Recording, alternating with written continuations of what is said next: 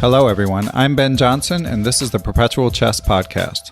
On Perpetual Chess, I have weekly conversations with the chess world's best players, promoters, and educators about their lives, careers, current projects, and best practices. For more information, go to perpetualchesspod.com.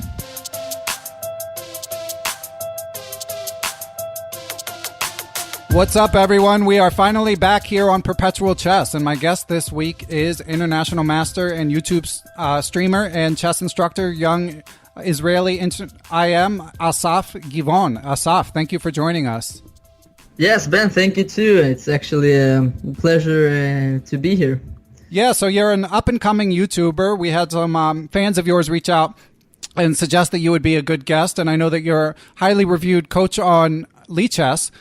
So we'll get to all that stuff, but Asaf, I got to talk about the candidates a little bit. We're recording this on Wednesday, the 21st, and I believe we're actually going to come out with this tomorrow. So I don't want to go too deep on this tournament because I think not everyone listens to this podcast the day it comes out, and there'll be plenty of time to analyze that everything that's happened. But I was just curious, like, what you've had a chance to check out from it in terms of the games or the storylines and stuff like that.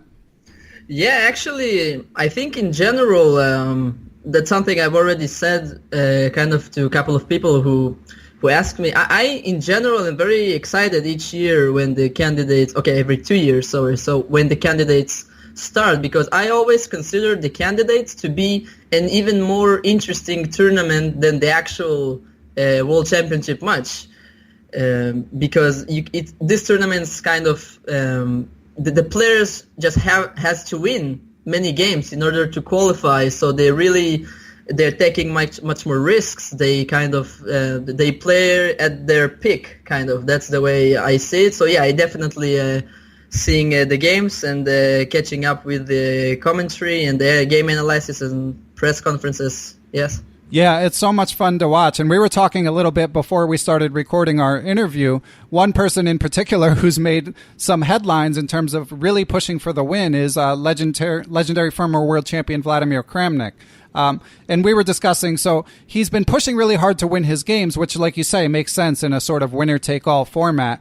But it seems like he's even pushing to win the post-mortem in terms of when they go over the games afterward. And I've seen a lot of discussion online about that. And you were saying that as a longtime fan of his, this was not unusual. So for those who may not have watched Mr. Kramnik's press conferences as much, could you elaborate a little bit on that? So basically, I kind of watched many kind of press conferences that Vladimir Kramnik did over the years. I think he's a great chess player, and watching his commentary and game analysis after the game is really enlightening to kind of see a player in this caliber, his ideas, his analysis. And I always notice that he has this tendency to maybe overestimate or just being very optimistic about the evaluation of his own position, which is, I think, understandable. I think many players maybe in this on these levels, they are so strong that they always feel like, maybe not all of them, but many of them feel like their position is always better or their understanding is better than the opponents. And basically Kramnik is doing just this in the candidates. And to me, it's not such a big surprise because I've seen it quite a lot. But I guess for many people, because maybe this is the first time they get to see those press conferences, so it's kind of coming by surprise for them. But I can really understand where this is coming from.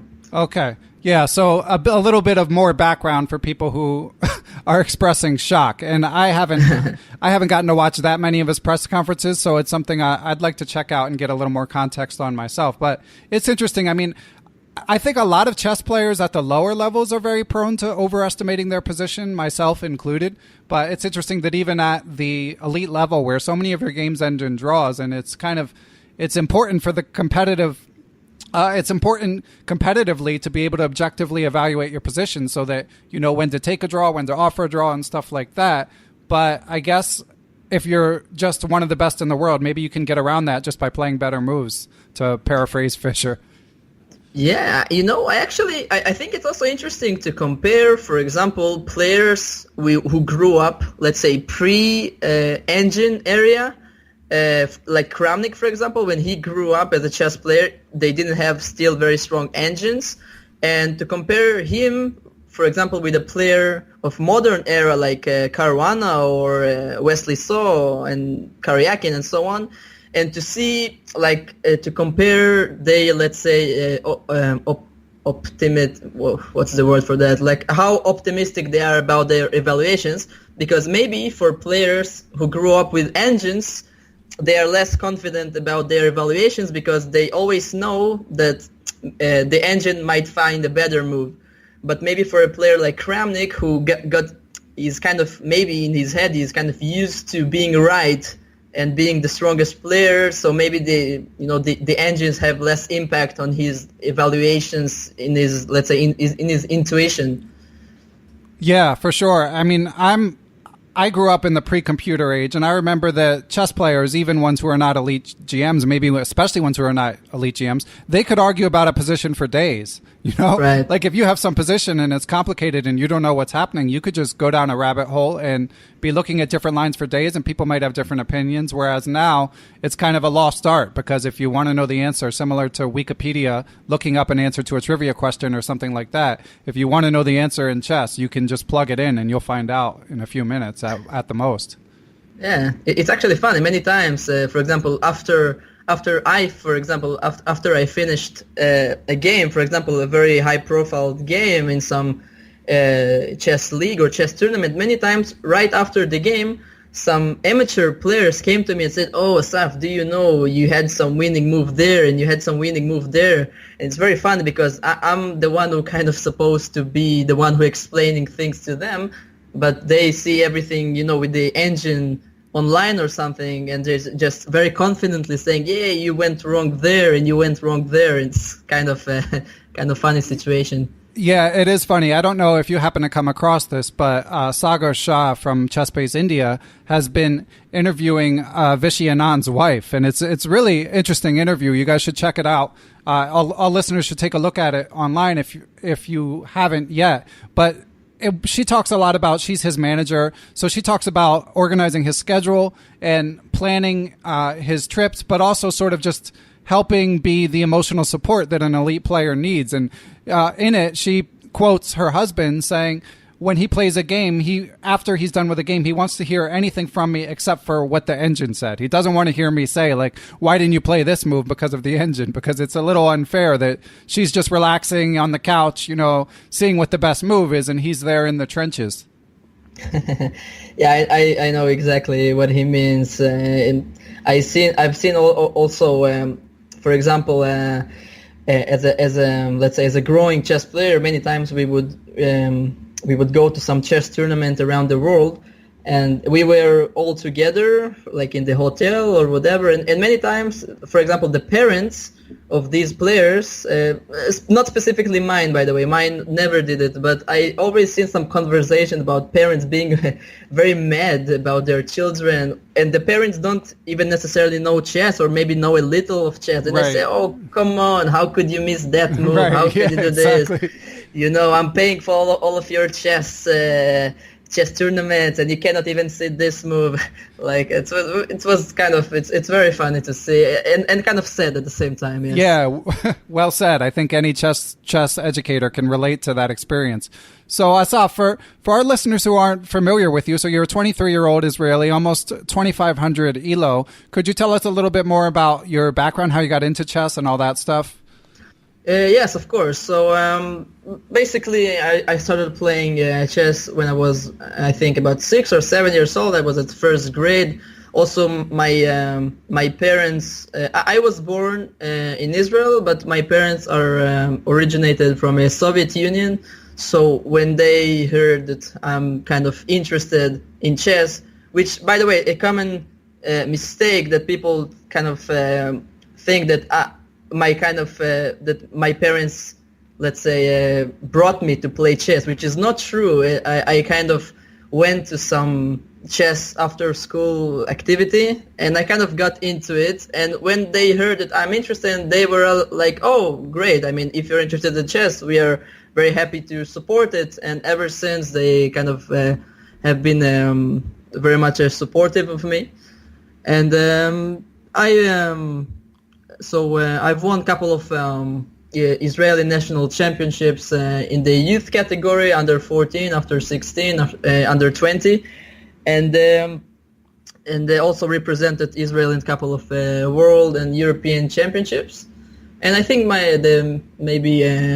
probably the peak of my career is the fact that I've won the Open championship of the Israeli championship, like for adults, and also probably winning. I won some tournaments, but obviously this is the tournament which kind of sounds, for example, for a non-chess player, when I say that I've won the Israeli championship, it sounds much better than saying, I've won a grandmaster round-robin tournament, right? They have no idea what I'm talking about. So yeah, of course. Yeah, even if you said you won like Aeroflot or something like that, then people outside of chess wouldn't know how impressive that is. But obviously saying that you won the Israeli Open. So did that mean that you were national champion at that point? Yeah, well, in Israel we have the Open Championship of Israel and the Close Championship, which is slightly more, let's say, the stronger tournament is the Close tournament, because you only get there by being above a certain rating or by winning some tournaments. But in that year there was no closed championship, so officially I was kind of Israeli champion. Yes. Okay, yeah, I was looking online. I was researching chess in Israel a little bit, and it seemed like some years there was no Israeli closed, and other years there were. So that was one of the things I wanted to clarify with you. Yeah, so it's being held every 2 years. But, as every chess federation, sometimes there are probably issues with, some money-raising issues or this kind of thing. So I guess in some years this championship didn't happen from some finance reasons or political reasons. I'm not even sure myself. Okay. Yeah, and I was checking out the top 25 players in FIDE rating from Israel, and I was pretty surprised. I mean, I saw your rating first, but then to see that you're 25th. Obviously, Israel has a rich chess history, but still, that is super strong for the population that Israel has, how many strong players are in the country. So are there a lot of opportunities to compete in a strong chess community there? Well, I wouldn't say. I mean, there is definitely a lot of chess players and a lot of interest in chess.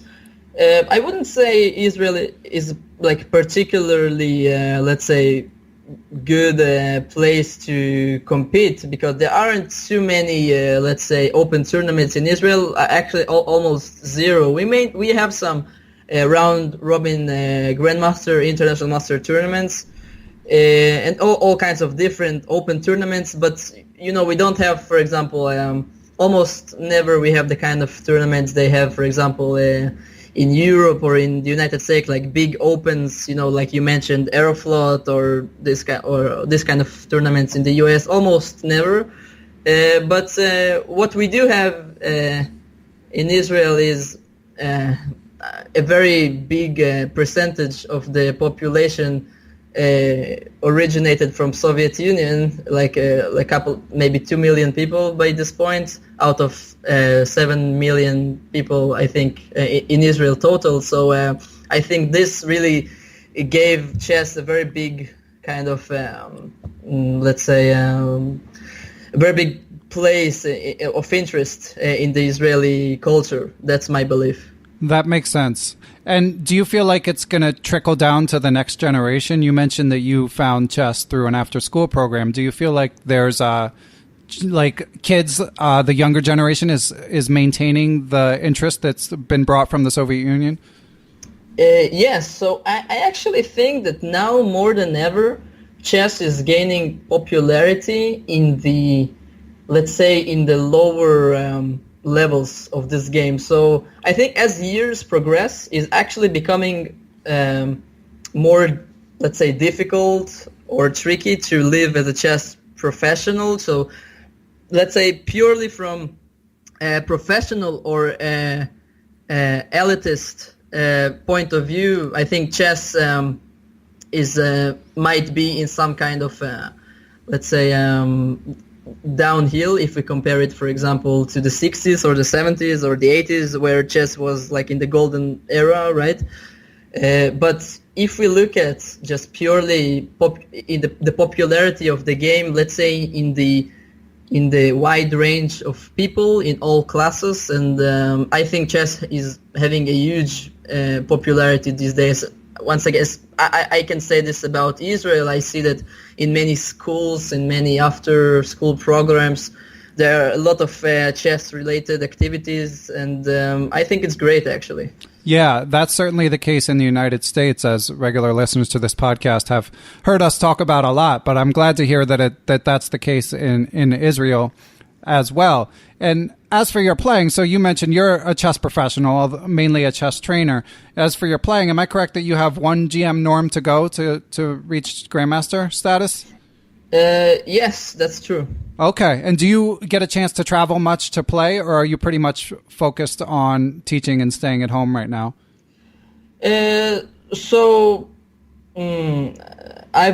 I've definitely am playing less tournaments than I was, for example, 2-3 years ago when I was actually in the Israeli army. In Israel, the army is kind of mandatory, so but I had a status of like an active sportsman, they call it, and the army kind of gives this kind of sportsman the option of playing tournaments and training. And during this time, I had more chance of traveling around. But since I was kind of released off duty, so I had a lot of kind of being very busy at work with students and with lectures and all kinds of chess-related activities. Okay, and also, of course, you know how it is. I have a girlfriend for a couple of years, and she doesn't like too much the idea of me disappearing for like 2 weeks or something. Yeah. So basically it's slightly more tricky to play tournaments right now, but I still do play like 2-3 tournaments a year, including the Israeli League. So yeah, I'm still an active chess player, definitely. Okay, and are you feeling like you really need to get the GM title, or just like if it happens, it happens? Yeah, so I really don't feel under pressure to achieve it because I feel like the pressure is kind of is doing, let's say, negative influence on me personally. Maybe for some people, the pressure to achieve some goals gives them some kind of a drive to achieve them. But for me, it's kind of working the other way around, and I actually feel like ever since I kind of I'm less stressed about achieving this title. I'm even playing better in a way. So if it happens, it happens. If not, it's also okay. So I'm kind of going with it. Yeah. Yeah, that seems like a good perspective to have. It can stress you out, I'm sure, if you just obsess about it, and it probably. Obviously, you're so close, so that part has to be a little bit enticing, but it probably doesn't impact your daily life very much, whether you're a grandmaster or international master. Yeah, this is true. It's mainly about at this point for me. Of course, I really, really do want to achieve the grandmaster norm, but it's really more about this feeling of completion. Can you say this? Complacency, yeah. Complacency. Sorry. I was just going to say your English is great. That's a good word for a non-native English speaker. Well, thank you. So it's a good feeling, and it's very satisfying, and but pure. I mean, it doesn't, as you said, it will not like affect my life to a huge degree. Let's say, yes. Yeah, that makes sense. And I guess what does affect your life to a huge degree is your teaching. So you're very highly reviewed on lichess. I checked out a couple of your YouTube videos and I really enjoyed them. So do you feel like you have an overall teaching philosophy? How do you help people get better at chess? Well, first of all, I kind of I felt like let's say when I started teaching a couple of like years ago, I don't even remember exactly when, but I kind of noticed that it's very difficult to let's say set a very, let's say, fixed training methods for any chess player, because I've seen so many different chess personalities and different chess problems that people have. So basically what I've tried to do as a coach a lot of times is to completely adapt to the student and kind of be able to help him in what he needs, in also explain things to him in the way that he understands. Because, for example, when I was younger and I was being taught chess by actually various trainers, most of them, by the way, were obviously ex-Soviet Union players or teachers. Sometimes they were using, for example, chess terms or chess words which were very difficult for me to understand exactly what they tried to say. So my approach was always to try to speak in a very understandable language, let's say, for the average person who is not necessarily, having a huge, let's say, knowledge about chess and so on. And this is really, let's say, the core of my approach for coaching. Okay. So you look at games and basically evaluate what you think is best for them, or do you just have them tell you what they need to work on? Well, a little of both, but mainly I would say that let's say I evaluate higher, let's say, my opinion over theirs. As you should. Yes, because not always people know what's best for them. And this is why it's very important for me, as you said, to go through the games and we do it together during our lessons. So we say, oh, you see here, we have let's say, a very frequent type of mistake that you do, or a very frequent, blunders that you make. So we try to make conclusions about which areas of the game are more urgent or important to improve at this point, and we adjust accordingly. Okay, that makes sense. Yeah, and sounds like a good approach, and I know that it's resonated with people. So I think part of the way that you have found students is through YouTube. So how did you get started streaming on YouTube?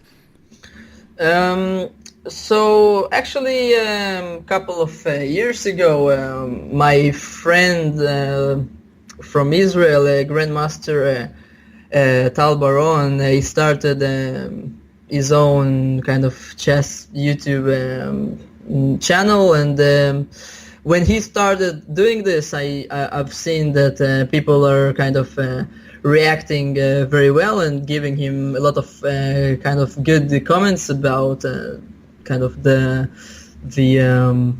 how good it is for them, is that they have a grandmaster who talks about the game and so on. And and I actually myself, I'm a bit of I would say a little shy person. So for me to, at first, the idea of making my own YouTube channel sounded a bit like a difficult task, speaking to an audience and so on.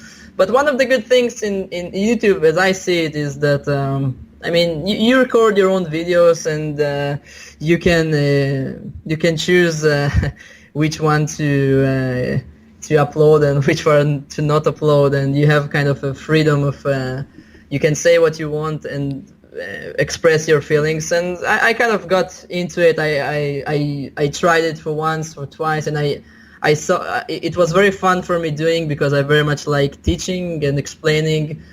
And at some point it just escalated. So now my channel is slightly bigger than it was initially. Yeah, well, if you do a good job, you'll find an audience sooner or later. So yeah. I know that you speak a few languages, Asaf. Have you done any streaming in Israeli? And you speak Russian too, right? Right. So I really tried initially to do some videos also in Hebrew. Right. Excuse me. Yeah. Yeah, no, I also speak Russian, by the way. Yeah, and but the only problem really with Hebrew is the low amount of audience and people who speak this language throughout the world. Like at best, maybe 15 million people. Like of course, it's incomparable with English or even Russian. So at some point, I just understood that in order to have some bigger audience and to be able to speak to more people, I'll have to do it in English probably. And also it kind of helped me to improve my English a bit. So I think if to watch maybe some of my earlier videos, maybe my English was worse and maybe now it's better. So I'm kind of seeing it as a good experience for me. That makes sense. And I know you have a lot of students from all over the world. So are most of your lessons done in English? Yes, maybe 90%. Okay, occasionally I'll have an English a lesson in Russian, and most of my Hebrew speaking students are kind of obviously resident in Israel, and Israel is a kind of a small country. So if you want to have a coach, usually you would just meet with him. It's kind of rare to have lesson sessions on Skype, but I do some of these also. But yeah, the majority are in English. Okay, and do you do any like lectures or regular classes out in the world in Israel, or is it just mostly online stuff other than the occasional one-on-one lesson in person? Yeah, I definitely do lectures, and this sometimes I'll do simultaneous exhibition games in Israel. As I said, chess is gaining a lot of popularity, and actually, every time I'm surprised.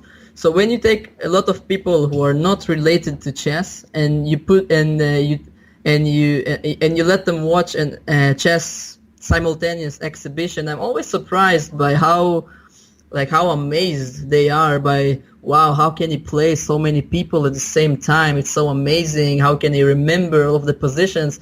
And for a chess player to make a simultaneous exhibition, if the opponents are not so strong, right? It's actually quite easy, right? I mean, you just play the first move which pops to mind, and usually it's enough to beat 95% of the players, right?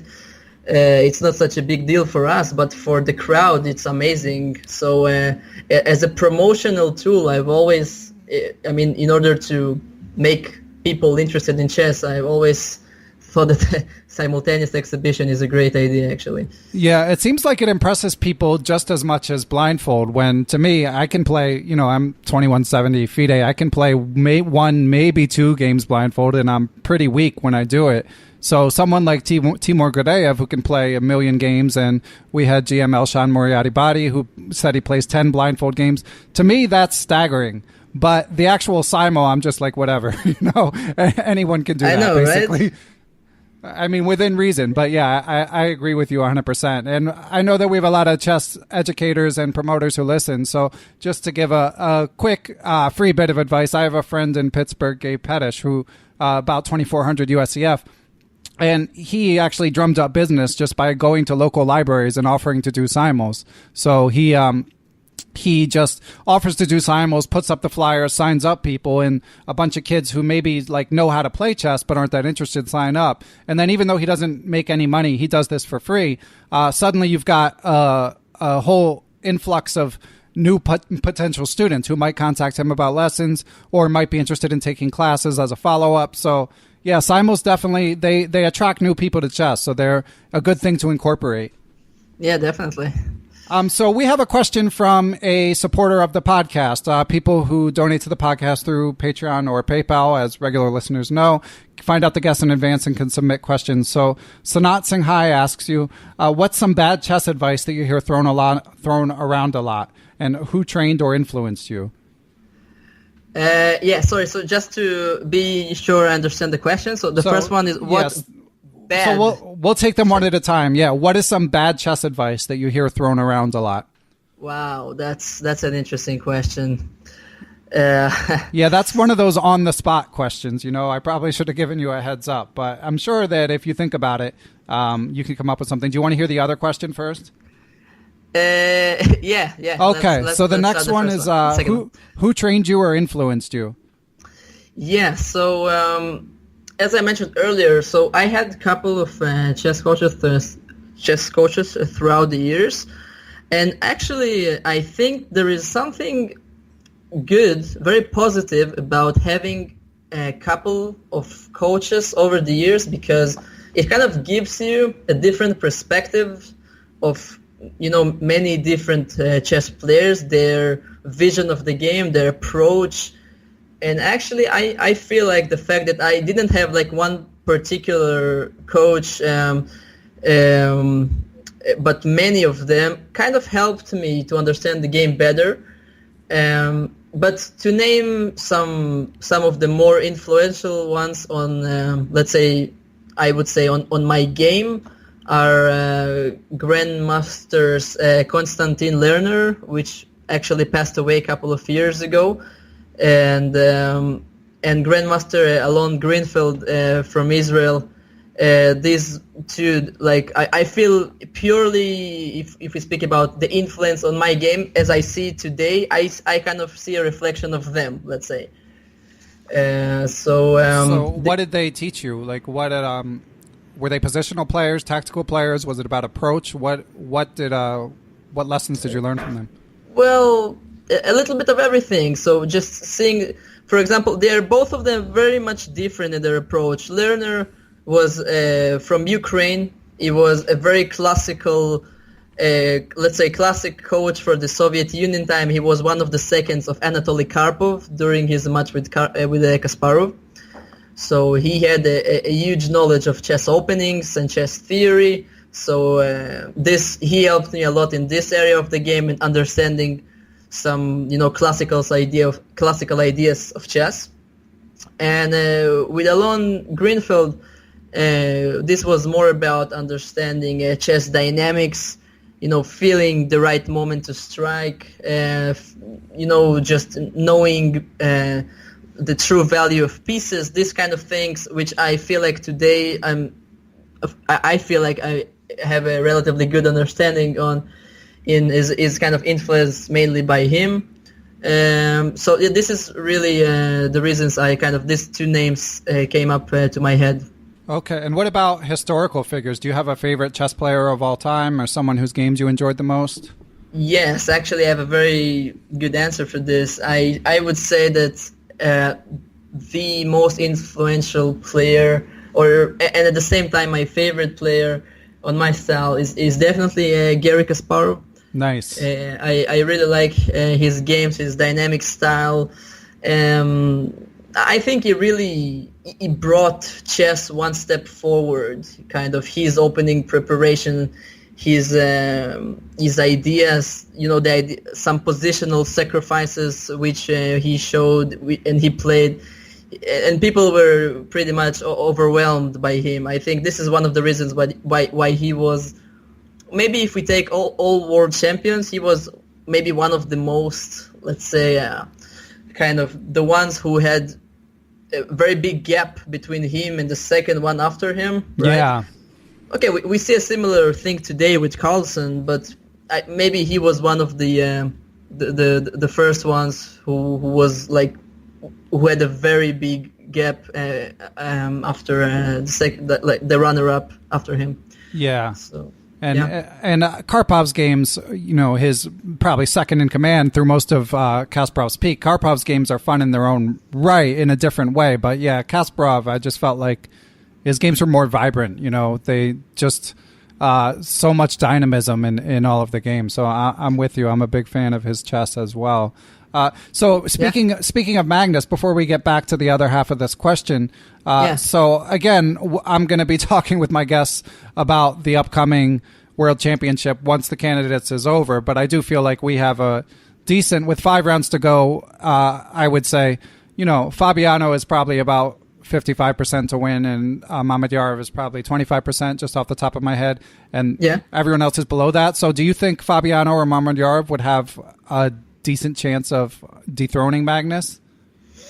Well, I'll tell you what, Ben. I think that from pure chess point of view, there is still, I think, no doubt that Carlsen is kind of the dominant player in every match, like against every player that he will play against. But I think that's because Magnus has achieved already so much in his life, being the world champion for a couple of times in a row and being the first on the rating. So we in the last couple of years, we're seeing a bit of a drop in his maybe motivation, perhaps. So I think that there is some chance for a player, for example, like Caruana, who is very well prepared in the opening, and so I do think there is a chance that we will have an interesting match with let's say with the underdog player winning, definitely. Yeah, that would be good, and I have to admit I kind of discounted Caruana leading up to this just because he hadn't been in peak form. But if he does win, I'll be super excited. I really wanted him to face Magnus in the last championship when Karyakin narrowly beat him. So it would be kind of an unfinished business aspect to Caruana playing him, and it would be great for chess to have two young, well-spoken, great representatives of chess facing off in London.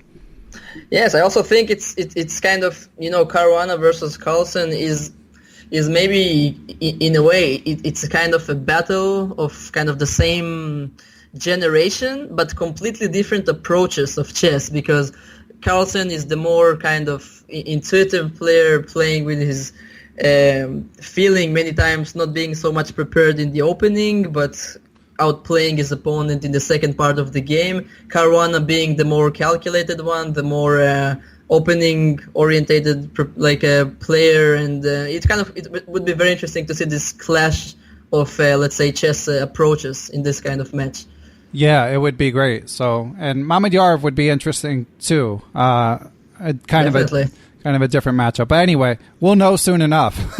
One more week and this question will be resolved. So, yes. So another thing I like to do with all of my guests, Asaf, is get book or chess improvement recommendations. So we talked a little about what you do with your students, but what about generally if someone's self-motivated or maybe can't afford to get lessons from someone, how should they spend their time? Let's say you have 5 hours a week to get better at chess. First of all, if there's any books that stand out to you that players should read, or just generally how you think people should approach chess improvement.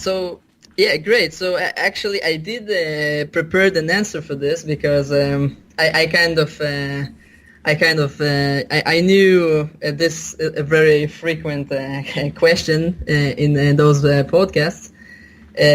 So of course, book recommendations are very much it's related to the let's say the level, the starting point of the player. Obviously, if a player wants to improve from being a complete beginner to a let's say to a 2000 rating, it's a bit different from improving for example from 2200 to 2500, right? Right.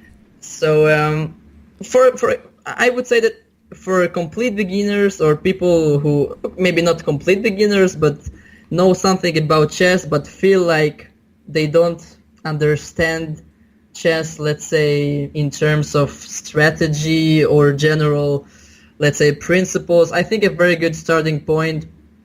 And correct me if I'm wrong, Ben, probably it's a very maybe a bit of a generic choice by me, but I really evaluate the book My System of Nimzowitsch very highly in this sense. It's a little bit controversial here. I would say probably when it comes up, 3 out of 4 guests speak highly of it, but a few have just said it's outdated and boring.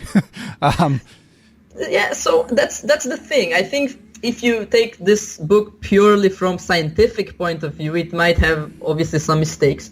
But if a player just wants to, let's say, to learn very basic stuff about chess terms like, I don't know, a blockade, an outpost, what is how to fight against isolated pawn and so on, all of these basic things, I think it's a good starting point. I wouldn't be maybe recommending this book for already a very far advanced player, but let's say as a starting point, I really believe kind of in this book. Yeah, and if nothing else, it's such a classic that you should read it and form your own opinion. Like if you pick it up and it's boring you, it's okay to put it down, but at least check it out on your own and don't take someone else's word for it. Yes. Okay, what else?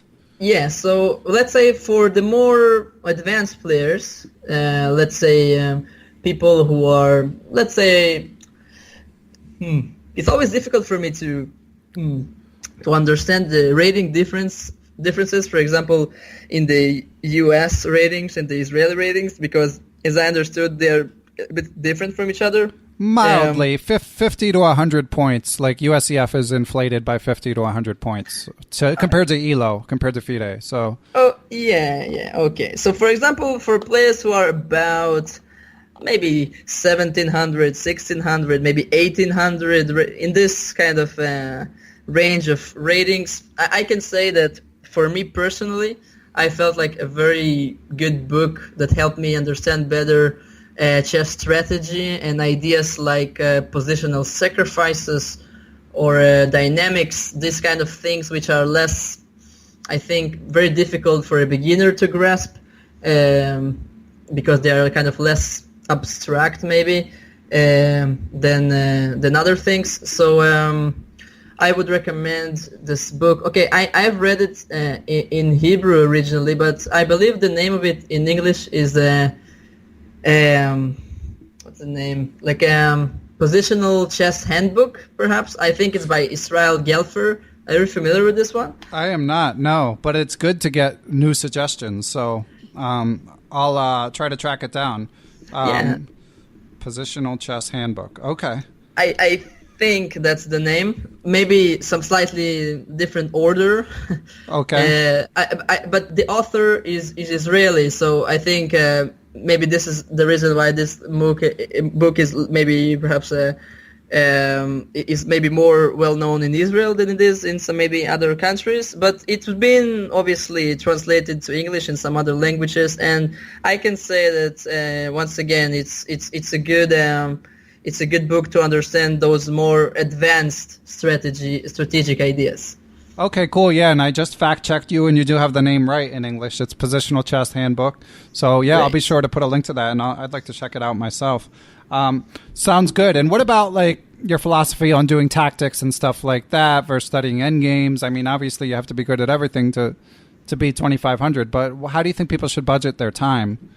Right. So, that's a good question. So, first of all, I think for a complete beginner or just slightly beginner players, I wouldn't spend so much time on studying endgames. Maybe very, very basic endgames, of course. Winning with a queen versus king, so on. Right. But starting to look at some books about slightly more complicated endgames. Might not be very practical because, I mean, first of all, I feel it's more important to get rid of the big blunders, the very big mistakes, and so you don't get to see so many end games as a beginner, I think. But some people would argue with me about this because I know the very acceptable approach for many Soviet Union chess coaches is like, oh no, you should study endgames from day one, and I'm not saying they are wrong. That's just my opinion, but that's just a matter of approach, I guess. And about tactics, well, obviously tactics are sacred, right? I mean, to be a great player, you must know how, like, spotting the right moment for a tactic, right? Right. So the only one thing that I don't like so much about let's say the most well-known places to study tactics, like sites like, I don't know, maybe Chess Tempo or some just just other chess, even some chess tactic books, that most of them just give you, let's say, a certain position and say, okay, why to play and win, right? Right.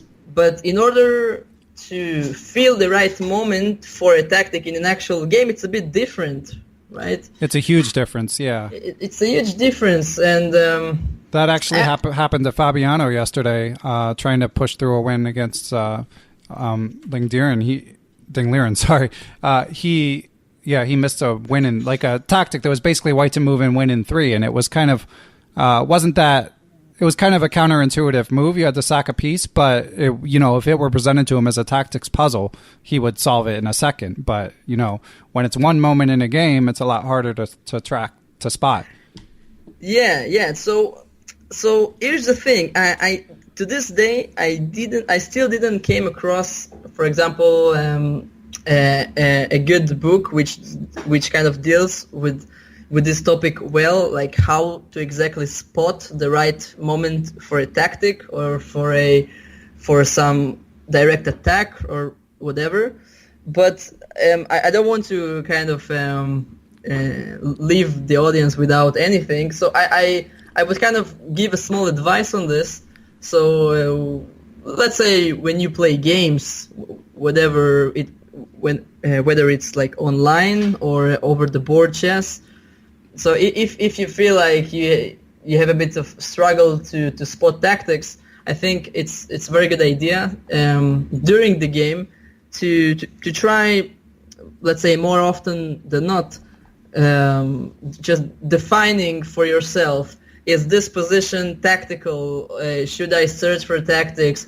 Where does my opponent has some hanging pieces? And even if those things are maybe a lot of times very theoretical, for example, the opponent makes a move, and you see that in some variation you might have a possibility for a fork, for example, which might not work right away, but maybe in some later part in the game it will work. So it's important to grasp the tactical ideas in mind, kind of have a little, maybe we could call it like a small database of potential tactical ideas in the position, and then it might be easier to execute them in the right moment because they know they exist. Right. Yeah, that makes sense. Yeah, just take a little inventory and then keep it in mind and try not to forget. Yeah, kind of give yourself candidate tactical ideas, and then when the right time comes, you're kind of more likely to spot them if you already have the idea or the motif in mind. That makes sense. Okay, and Asaf, I just have a couple more questions for you, if you don't mind. Yes, of course. Okay. So people always like to hear stories. Listeners like to hear stories. So I don't know if you have any famous stories from your travels, or like the strongest chess player you ever played or came across, or if anything comes to mind with regard to your experiences as an up-and-coming strong young chess player. Yeah, I actually do have some little story which relates to both playing against a very strong player and, being kind of overwhelmed by this. So in the year 2000, and I believe it was 13, so I played in the Isle of Man tournament, which, by the way, in the recent years has become a very strong open tournament, right? So in the last couple of editions, we've seen players like, almost all of the elite players playing there, right? Yeah. But when I played there, it was already a strong tournament, but not, let's say, as strong as it was in the last couple of years. And in one of the rounds, I've seen the pairings for the next day, and just searching my name. And suddenly, I saw that I was being paired against a Grandmaster Michael Adams. Mm-hmm. Yes. So, okay, so for those who don't know, maybe Michael Adams, I think at this moment of recording is maybe not already in the top 10 players in the world. But I think at his peak, he was somewhere around number 3, maybe even number 2, I'm not sure, in the world. Very, very strong player. But not only a very strong player, is a player who is extremely well known for his kind of coolness and very kind of ability to be extremely calm in every kind of situation. And when I played against him, I was really not only amazed by this. So after the game, I obviously lost. It was an interesting game, but I lost eventually. And after the game, in the post-mortem analysis, so first of all, after the game, he was like a very big hero for me, a very well-known player. I was very happy to analyze the game with him a bit, and I kind of humbly said, sorry, Michael, do you want maybe to analyze the game a bit? I was kind of expecting him to say, no, come on, I have some dinner or something. But no, he actually accepted, and we went to the analyze room. And actually, I kind of had the imagine in my head that probably I didn't see a lot of variations that he did see in the game, and that's why I lost. Right? It's kind of, that's what you think when you play against such a strong player. But actually, I was kind of amazed to see how, let's say, his intuition. Many times I would ask him in the post-mortem analysis, like, for example, yeah, I was considering playing this, and then I would show him some variation that I calculated, and he was like, no, I didn't even consider this move. I don't think it's good, something like that.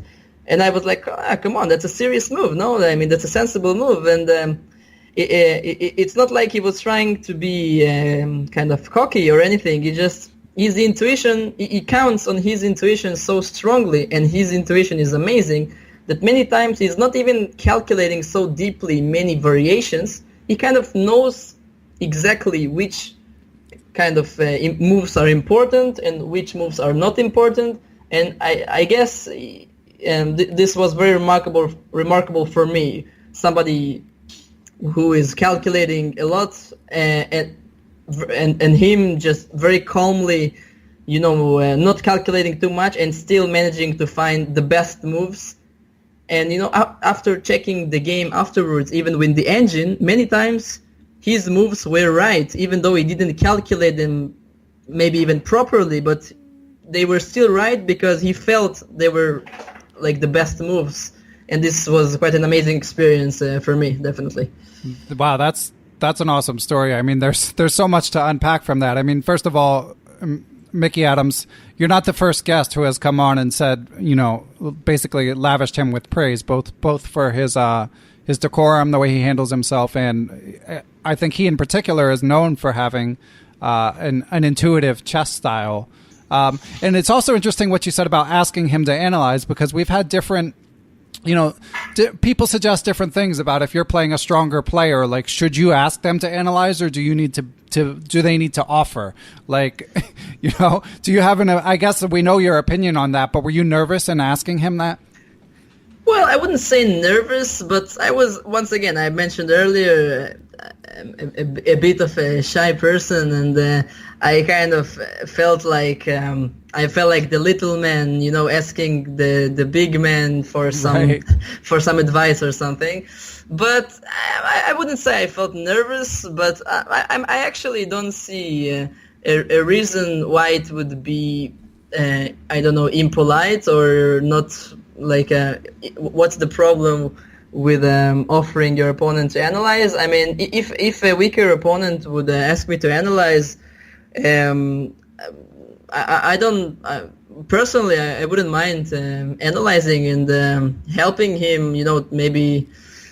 Maybe just because that's just an opinion, of course. But maybe that's just because in my nature, maybe I like to explain things and help people improve or something. So I kind of feel the experience of analyzing with a weaker opponent kind of fun for me also.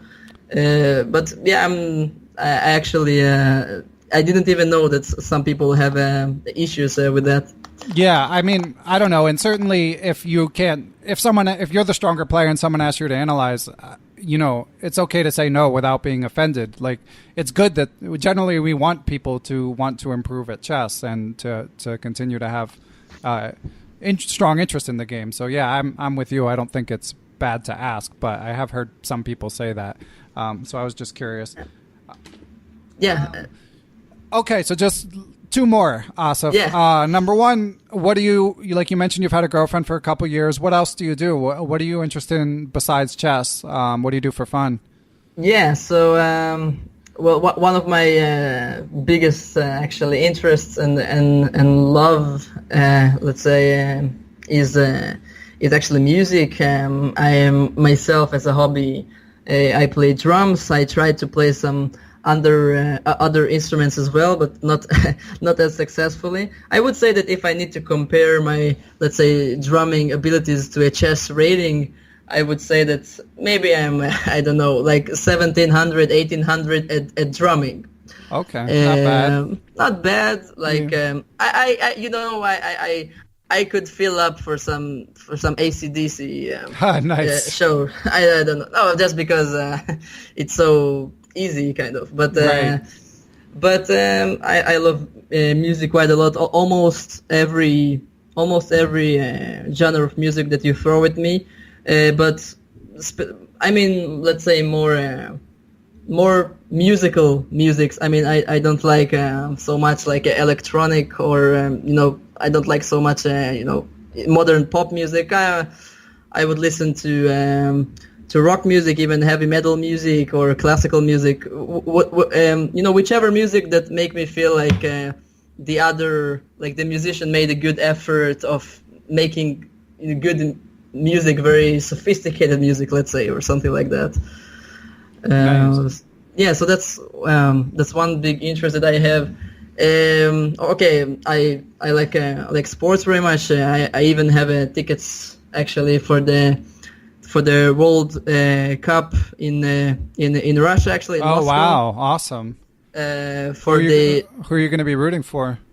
Oh, that's like the half final game, so I still don't know who is playing. But like overall, who do you want to win? Overall, yeah, that's a difficult question. I never had, I don't know why exactly, but I never was a very much big fan of any team or any of any particular kind of state. I just come to see good matches and just let it be any team who wins. It's fine with me. Nice. Yeah. Cool. Okay. And last thing, I just wanted to circle back to see if you've thought of any bad chess advice yet. Yeah. So throughout this interview, I'm kind of trying to run in my head because it's a good question. Because let's say that I'm not sure that if this is the answer people are looking for, but this is something very much, let's say, from the heart. So I would see many times players making mistakes in some positions just because, and let's say I would ask people or students, okay, why would you make this move? It's obviously bad or it's obviously not good. And he would say, even think like, I know, I felt it's not good or I knew it's bad, but I've heard some grandmaster saying that in such position you should play this. So basically, many players have this tendency to be very, let's say, close-minded or narrow-minded. I'm not exactly sure how to say it. To be very much fixed on a certain idea that, for example, double pawns are always bad, for example. Or that isolated pawns are always bad or always good. And I would say that a bad advice would be to let people think that a certain principle or a certain rule or a certain idea is always true, or you can always implement it. So I would maybe the best suggestion I can give on this, that even if you read some idea or some some motifs, some opening move, you should always kind of think on your own and try to understand whether it's really is the case in that specific position. Because chess, at the end of the day, is a very specific game. I think you would agree with me. It's there like countless amount of positions, and you cannot be fixed on certain ideas in your mind. You have to be kind of very open-minded on your decisions. Yeah, for sure. We've explored this topic on the podcast from both angles, because I am John Watson. He kind of had his writing has that overarching theme that at the top levels you have to unlearn all of the sort of heuristics and shortcuts you've learned at the lower levels. But at the same time, we're wired to want to know rules of thumb. Chess, because it's such a rich and complicated game, it's like it feels to someone fairly new to the game, it can be overwhelming. So you really want to have you want to have shortcuts in mind and sayings in mind. So it can be very tricky to find the right balance. That's true. This is why I say that, all of those principles or guidelines, I mean, maybe if you take it statistically, are probably right maybe 80% of the time, maybe 90, I'm not sure. But there is always the exceptions. And this is why keeping open mind is extremely important, I believe. Yeah, I agree. Okay, so Asaf, I think that's all for questions. Are you on social media at all? What is the best way for people to reach out to you if they would like to do so? Well, I actually improved on this aspect than I previously was. I used to be kind of on Facebook and this kind of things, but now I do have obviously email, Instagram, Facebook, and obviously the YouTube channel itself kind of presents the option of contacting me. And also many people contact me through chess sites such as lichess or chess.com. I just have a profile there, so you can also send me a message on these sites if it's comfortable for them. Yeah. Okay, cool. Yeah, so not hard to track down, and I'll link to your YouTube page in the show description. And yeah, I think our listeners will have enjoyed this, and hopefully if anyone's interested in coaching, they can give you a shout, or at minimum check out your YouTube channel. Before I end this interview, this is Asaf. I apologize. Yeah. Just to let the audience know that I forgot to mention it at the beginning, that I'm hoping to be back on schedule with the podcast on Tuesday, but there's still a lot going on with my move. So I apologize in advance. There might be some disruptions for one more week, but I have plenty of guests to schedule. So I would say within 2 weeks, it's going to be business as usual, and I'll do my best to get something out on Tuesday of next week. So anyway, I just wanted to say that before because I forgot to mention it. But Asaf, thank you so much. This was awesome. This was really good. Thank you too, Ben. It was a great experience, and I really wanted to thank you for what you're doing. I actually think that this kind of talks with all kinds of chess players and personalities is really a very kind of it's a great way, I think, for people to kind of reach out for those very interesting figures in the chess world. So really, thank you for what you're doing. Yeah, my pleasure. I mean, hopefully, everyone feels like they know each other a little bit more. Like, even from watching your YouTube videos, they see that you're enthusiastic about chess, and obviously you know your stuff. But now, I mean, people know a bit more about your personality. So that's the goal, and I hope it's happening to some extent. Yeah. Okay. Well, thanks a lot. Really appreciate it. Thank you too, Ben. Have a nice and easy moving to your new place. Oh man, hopefully it gets easier because this has been brutal. Yeah, I can imagine. Okay, thank you. Yeah, thank you, Ben. Thanks to everyone who supports Perpetual Chess. I spend about 5 hours a week on each episode, and even though I love doing the show, it can be hard to find the time.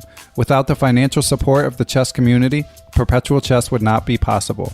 Special shout out goes to my Patreon and PayPal Perpetual partners, and I have finally updated the list.